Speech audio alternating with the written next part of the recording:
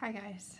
Alright, so we are going to read chapter 16 today. I'm just going to read the first half of chapter 16 because it's 27 pages long, so I don't want to take up an entire hour of reading, plus I would run out of breath probably.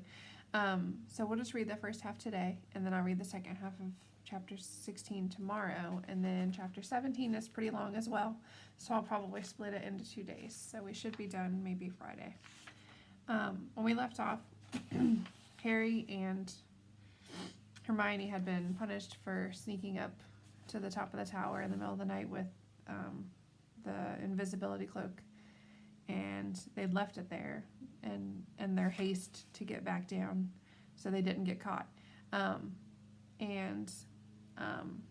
Their punishment was they had to go out into the Forbidden Forest with Hagrid and figure out what happened to the unicorn. And the centaur, remember, told Harry that it was Voldemort who was killing the unicorns because their blood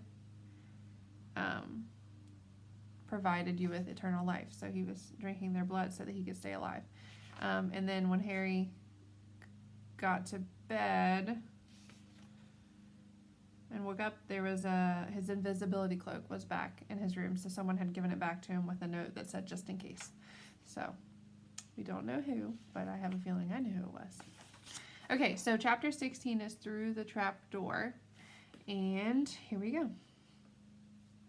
In years to come, Harry would never quite remember how he had managed to get through his exams when he half expected Voldemort to come bursting through the door at any moment. Yet the days crept by, and there could be no doubt that Fluffy was still alive and well behind the locked door. It was sweltering hot, especially in the large classroom where they did their written papers. They had been given special new quills for the exams, which had been bewitched with an anti-cheating spell. They had practical exams as well. Professor Flitwick called them one by one into his class to see if they could make a pineapple tap dance across a desk. Professor McGonagall watched them turn a mouse into a snuff box. Points were given for how pretty the snuff box was, but taken away if it had whiskers. Snape made them all nervous, breathing down their necks while they tried to remember how to make a forgetfulness potion. Harry did the best he could, trying to ignore the stabbing pains in his forehead, which had been bothering him ever since his trip into the forest. Neville thought Harry had a bad case of exam nerves because Harry couldn't sleep, but the truth was that Harry had been woken up by his old nightmare, except that it was now worse than ever because there was a hooded figure dripping blood in it. Maybe it was because they hadn't seen what Harry had seen in the forest, or because they didn't have scars burning on their foreheads, but Ron and Hermione didn't seem as worried about the stone as Harry. The idea of Voldemort certainly scared them, but he didn't keep visiting them in dreams, and they were so busy with their studying, they didn't have much time to fret about what Snape or anyone else might be up to. Their very last exam was History of Magic. 1 hour of answering questions about batty old wizards who'd invented self-stirring cauldrons, and they'd be free for a whole wonderful week until their exam results came out. When the ghost of Professor Binns told them to put down their quills and roll up their parchment, Harry couldn't help cheering with the rest. "That was far easier than I thought it would be," said Hermione as they joined the crowds flocking out onto the sunny grounds. "I needn't have learned about the 1,637 Werewolf Code of Conduct or the uprising of Elfric the Eager." Hermione always liked to go through their exam papers afterward, but Rod said this made him feel ill, so they wandered down to the lake and flopped under a tree. The Weasley twins and Lee Jordan were tickling the tentacles of a giant squid, which was basking in the warm shallows. "No more studying," Ron sighed happily, stretching out on the grass. "You could look more cheerful, Harry. We've got a week before we find out how badly we've done. There's no need to worry yet." Harry was rubbing his forehead. "I wish I knew what this means," he burst out angrily. "My scar keeps hurting. It happened before, but never often as this." "Go to Madame Pomfrey," Hermione suggested. "I'm not ill," said Harry. "I think it's a warning. It means danger's coming." Harry couldn't get worked up. It was too hot. Ron couldn't get worked up. It was too hot. Harry, relax. Hermione's right. The stone's safe as long as Dumbledore's around. Anyway, we've never had any proof Snape found out how to get past Fluffy. He nearly had his leg ripped off once. He's not going to try it again in a hurry. And Neville will play Quidditch for England before Hagrid lets Dumbledore down. Harry nodded, but he couldn't shake off a lurking feeling that there was something he'd forgotten to do, something important. When he tried to explain this, Hermione said, "That's just the exams. I woke up last night and was halfway through my Transfiguration notes before I remembered we'd done that one." Harry was quite sure the unsettled feeling didn't have anything to do with work, though. He watched an owl flutter toward the school across the bright blue sky, a note clamped in its mouth. Hagrid was the only one who ever sent him letters. Hagrid would never betray Dumbledore. Hagrid would never tell anyone how to get past Fluffy. Never. But Harry suddenly jumped to his feet. "Where are you going?" said Ron sleepily. "I've just thought of something," said Harry. He had turned white. "We've got to go and see Hagrid now." "Why?" panted Hermione, hurrying to keep up. "Don't you think it's a bit odd," said Harry, scrambling up the grassy slope, "that when Hagrid wants more than anything else is a dragon, and a stranger turns up who just so happens to have an egg in his pocket? How many people wander around with dragon eggs if it's against wizard law? Lucky they found Hagrid, don't you think? Why didn't I see it before?" "What are you talking about?" said Ron, but Harry, sprinting across the grounds toward the forest, didn't answer. Hagrid was sitting in an armchair outside his house, his trousers and sleeves rolled up, and he was shelling peas into a large bowl. "Hello," he said, smiling. "Finished your exams? Got time for a drink?" "Yes, please," said Ron, but Harry cut him off. "No, we're in a hurry, Hagrid. I've got to ask you something. You know that night you won Norbert? What did the stranger you were playing cards with look like?" "Dunno," said Hagrid casually. "He wouldn't take his cloak off." He saw the three of them look stunned and raised his eyebrows. "It's not that unusual. You got a lot of funny old folk in the Hog's Head. That's one of the pubs down in the village. Might have been a dragon dealer, mightn't he? I never saw his face. He kept his hood up." Harry sank down next to the bowl of peas. "What did you talk about with him, Hagrid? Did you mention Hogwarts at all?" "Might have come up," said Hagrid, frowning as he tried to remember. "Yeah, he asked what I did, and I told him I was gamekeeper here. He asked a bit about the sort of creatures I look after, so I told him. And I said what I'd always really wanted was a dragon, and then I can remember too well because he kept buying me drinks. Oh, I can't remember too well because he kept buying me drinks. Let's see. Yeah, then he said he had the dragon egg and we could play cards for it if I wanted. But he had to be sure I could handle it. He didn't want it to go to any old home. So I told him, after Fluffy, a dragon would be easy." "And did he seem interested in Fluffy?" Harry asked, trying to keep his voice calm. "Well, yeah. How many three-headed dogs do you meet, even around Hogwarts? So I told him, Fluffy's a piece of cake if you know how to calm him down. Just play him a bit of music and he'll go straight off to sleep." Hagrid suddenly looked horrified. "I shouldn't have told you that," he blurted out. I forget I said it. Hey, where are you going?" Harry, Ron, and Hermione didn't speak to each other at all until they came to a halt at the entrance hall, which seemed very cold and gloomy after the grounds. Okay, so if you haven't figured out what's happened yet, Hagrid won the dragon egg in a card game against against Voldemort, but he didn't realize it was Voldemort at the time because he had a hood on. Voldemort talked to him about Fluffy and how to get Fluffy to sleep so that he could get past him, so that he could get to the Sorcerer's Stone.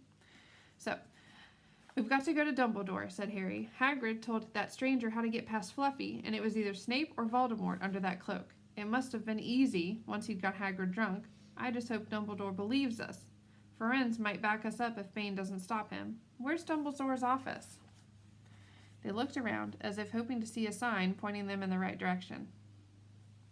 They had never been told where Dumbledore lived, nor did they know anyone who had been sent out to see him.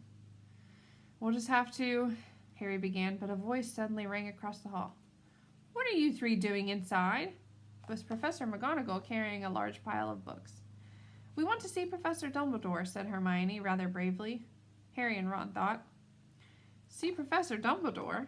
Professor McGonagall repeated, as though this was a very fishy thing to want to do. Why? Harry swallowed. Now what? It's sort of secret, he said, but he wished at once he hadn't, because Professor McGonagall's nostrils flared. Professor Dumbledore left 10 minutes ago, she said coldly. He received an urgent owl from the Ministry of Magic and flew off for London at once. He's gone? Said Harry frantically. Now? Professor Dumbledore is a very great wizard, Potter. He has many demands on his time. But this is important. Something you have to say is more important than the Ministry of Magic, Potter? Look, said Harry, throwing caution to the winds. Professor, it's about the Sorcerer's Stone. Professor McGonagall had expected it wasn't that.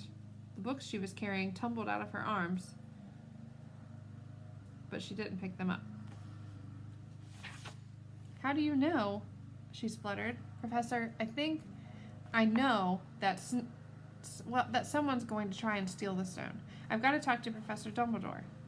She eyed him with a mixture of shock and suspicion. Professor Dumbledore will be back tomorrow, she said finally. I don't know how you found out about the stone, but rest assured, no one can possibly steal it. It's too well protected. But Professor... Potter, I know what I'm talking about, she said shortly. She bent down and gathered up the fallen books. I suggest you all go back outside and enjoy the sunshine. But they didn't. It's tonight, said Harry, once he was sure Professor McGonagall was out of earshot. Snape's going through the trapdoor tonight. He's found out everything he needs, and now he's got Dumbledore out of the way. He sent that note. I bet the Ministry of Magic will get a real shock when Dumbledore turns up. But what can we... Hermione gasped. Harry and Ron wheeled around. Snape was standing there. Good afternoon, he said smoothly. They stared at him. You shouldn't be inside on a day like this, he said with an odd, twisted smile. We were... Harry began without any idea what he was going to say. You want to be more careful, said Snape. Hanging around like this, people will think you're up to something, and Gryffindor really can't afford to lose any more points, can it? Harry flushed. They turned to go outside, but Snape called them back.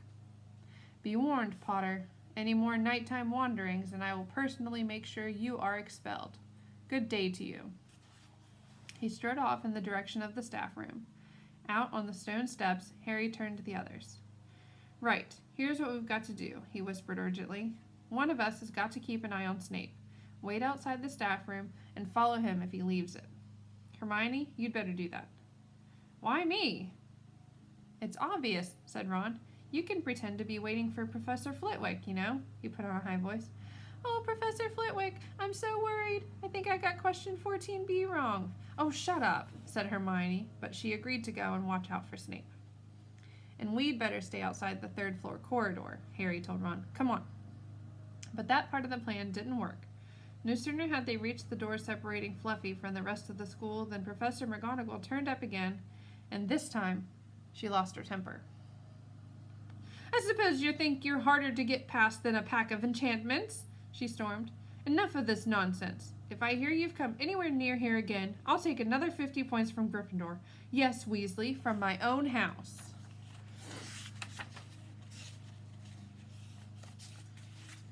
Harry and Ron went back to the common room. Harry had just said, At least Hermione's on Snape's tail, when the portrait of the fat lady swung open and Hermione came in. I'm sorry, Harry, she wailed. Snape came out and asked me what I was doing, so I said I was waiting for Flitwick, and Snape went to get him, and I've only just got away. I don't know where Snape went. Well, that's it then, isn't it? Harry said. The other two stared at him. He was pale, and his eyes were glittering. I'm going out of here tonight, and I'm going to try and get to the stone first. You're mad, said Ron. You can't, said Hermione. After what McGonagall and Snape have said, you'll be expelled. So what? Harry shouted. Don't you understand? If Snape gets hold of the stone, Voldemort's coming back. Haven't you heard what it was like when he was trying to take over? There won't be any Hogwarts to get expelled from. He'll flatten it, or turn it into a school for the dark arts. Losing points doesn't matter anymore, can't you see? Do you think he'll leave you and your families alone if Gryffindor wins the House Cup? If I get caught before I can get to the stone, well, I'll have to go back to the Dursleys and wait for Voldemort to find me there. It's only dying a bit later than I would have because I'm never going over to the dark side.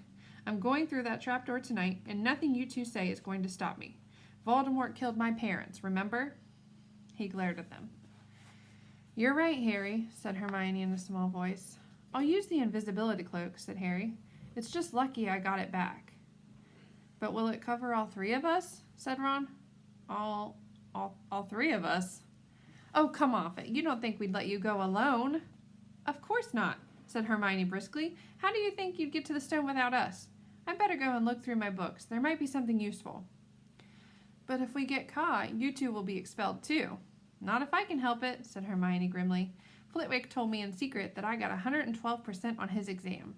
They're not throwing me out after that." After dinner, the three of them sat nervously apart in the common room. Nobody bothered them. None of the Gryffindors had anything to say to Harry anymore, after all. This was the first night he hadn't been upset by it. Hermione was skimming through all her notes, hoping to come across one of the enchantments they were about to try to break. Harry and Ron didn't talk much. Both of them were thinking about what they were about to do. Slowly, the room emptied as people drifted off to bed. "Better get the cloak," Ron muttered, as Lee Jordan finally left, stretching and yawning. Harry ran upstairs to their dark dormitory. He pulled out the cloak, and then his eyes fell on the flute Hagrid had given him for Christmas. He pocketed it to use on Fluffy. He didn't much feel like singing. He ran back down to the common room. "We better put the cloak on here and make sure it covers all three of us. If Filch spots one of our feet wandering along on its own." "What are you doing?" said a voice from the corner of the room. Neville appeared from behind an armchair, clutching Trevor the Toad, who looked as though he'd been making another bid for freedom. "Nothing, Neville, nothing," said Harry, hurriedly putting the cloak behind his back. Neville stared at their guilty faces. "You're going out again," he said. No, said Hermione. "No, we're not. Why don't you go back to bed, Neville?" Harry looked at the grandfather clock by the door. They couldn't afford to waste any more time. Snape might even now be playing Fluffy to sleep. "You can't go out," said Neville. "You'll be caught again. Gryffindor will be in even more trouble." "You don't understand," said Harry. "This is important." But Neville was clearly steeling himself to do something desperate. "I won't let you do it," he said, hurrying to stand in front of the portrait hole. I'll fight you." "Neville," Ron exploded. "Get away from that hole and don't be an idiot." "Don't you call me an idiot," said Neville. "I don't think you should be breaking any more rules. And you were the one who told me to stand up to people." "Yes, but not to us," said Ron in exasperation. "Neville, you don't know what you're doing." He took a step forward, and Neville dropped Trevor the Toad, who leaped out of sight. "Go on, then. Try and hit me," said Neville, raising his fists. "I'm ready." Harry turned to Hermione. "Do something," he said desperately. Hermione stepped forward. "Neville," she said, "I'm really, really sorry about this." She raised her wand. "Petrificus totalis," she cried, pointing it at Neville. Neville's arms snapped to his sides. His legs sprang together. His whole body rigid. He swayed where he stood and then fell flat on his face, stiff as a board. Hermione ran to turn him over. Neville's jaws were jammed together so he couldn't speak. Only his eyes were moving, looking at them in horror. "What have you done to him?" Harry whispered. "It's the full body bind," said Hermione miserably. "Oh, Neville, I'm so sorry." "We had to, Neville. No time to explain," said Harry. "You'll understand later, Neville," said Ron as they stepped over him and pulled on the invisibility cloak. But leaving Neville lying motionless on the floor didn't feel like a very good omen. In their nervous state, every statue's shadow looked like Filch. Every distant breath of wind sounded like Peeves swooping down on them. At the foot of the first set of stairs, they spotted Mrs. Norris skulking near the top. "Oh, let's kick her, just this once," Ron whispered in Harry's ear, but Harry shook his head. As they climbed carefully around her, Mrs. Norris turned her lamp-like eyes on them, but didn't do anything. They didn't meet anyone else until they reached the staircase up to the third floor. Peeves was bobbing halfway up, loosening the carpet so that people would trip. "Who's there?" he said suddenly as they climbed toward him. He narrowed his wicked black eyes. "Know you're there, even if I can't see you. Are you ghouly or ghosty or wee student beastie?" He rose up in the air and floated there, squinting at them. "Should call Fitch, I should. Should call Filch, I should, if something's a-creeping around unseen. Harry had a sudden idea. Peeves, he said in a hoarse whisper. The Bloody Baron has his own reasons for being invisible. Peeves almost fell out of the air in shock. He caught himself in time and hovered about a foot off the stairs. So sorry, your bloodiness, Mr. Baron, sir, he said greasily. My mistake, my mistake. I didn't see you. Of course I didn't. You're invisible. Forgive old Peeves his little joke, sir.